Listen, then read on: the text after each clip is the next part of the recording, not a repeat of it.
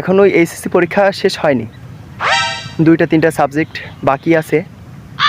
তো আমাদের এলাকার কিছু ভাই বোনেরা পরীক্ষা নিয়ে বেশি চাপে নেই, এরা চাপে রয়েছে যে কোথায় ভর্তি হবে কোচিংয়ে, খুলনায়, যশোরে, কলারোয়া কিংবা সাতক্ষীরায়, এইটা নিয়ে এরা বেশি চিন্তায় রয়েছে।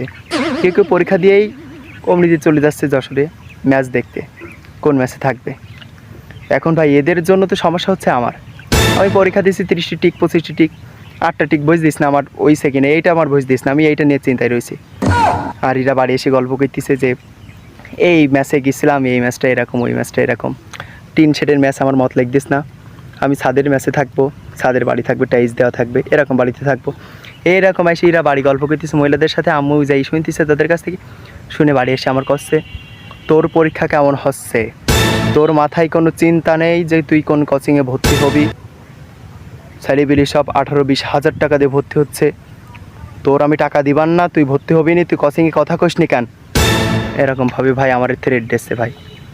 আমি বুঝলাম না, আমি ডিপ্রেশনে চলে যাচ্ছি। আমি টিক, আমার 8টা টিক বুঝদিস না ভাই, সঠিক টিক হচ্ছে না। আমি ভাই সিকিউ লিখতে পারতিস নি ভাই, শুধু ক আর খ বাদে অন্য প্রশ্ন পারতিস নি ভাই।